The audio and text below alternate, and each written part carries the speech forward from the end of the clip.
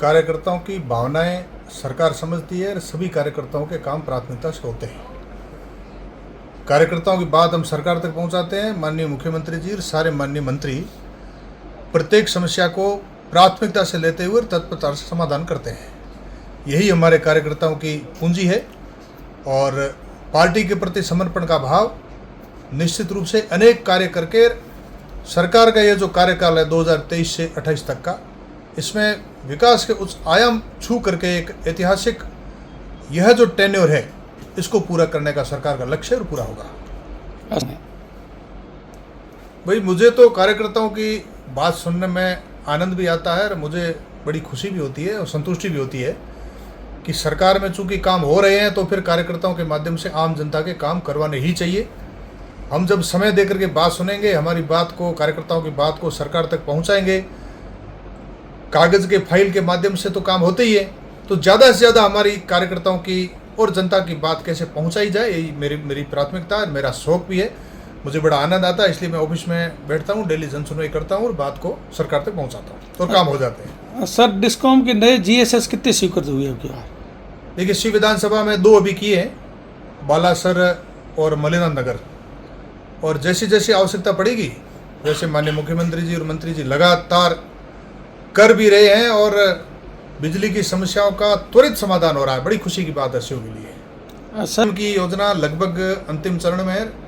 मोटा मोटी 5-6 महीने में शिव विधानसभा में ऐसा कोई जगह नहीं बचेगी जहाँ पानी में मतलब नल नहीं है और उस नल में पानी नहीं आ रहा है। इसलिए हर घर नल की योजना फलीभूत होगी और चारों तरफ जल की समस्या का समाधान होगा। सांसद उम्मीदवार आम जी के कांग्रेस के नल में तो ऐसे ही आएगा पानी, उनको दृष्टिकोण थोड़ा बदलना पड़ेगा।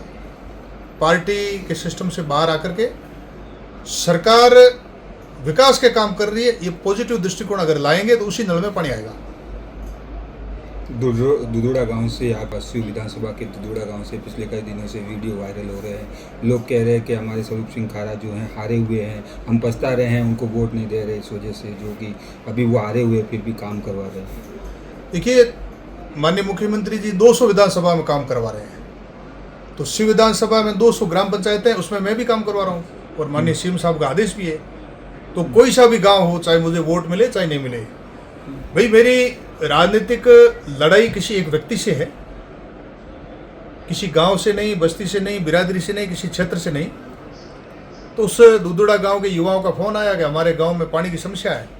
मैंने तत्काल टैंकर भेज दिए, लगातार 3-4 दिन तक टैंकर भेजे और पानी की समस्या का समाधान करवाया। राजनीति लड़ाई किसी एक व्यक्ति से, कौन है वो, नाम बताएंगे? देखिए, ये किसी से छुपी हुई बात नहीं है। जिनसे लड़ाई है वैसे लड़ाई ढंग से लड़ेंगे और आगे लड़ेंगे। कैसे लड़ेंगे, क्या कुछ प्लान है? सारे प्लान आ जाएंगे टाइम पर, लेकिन आम जनता ने कुछ नहीं बिगाड़ा, उनकी समस्याओं का समाधान करेंगे।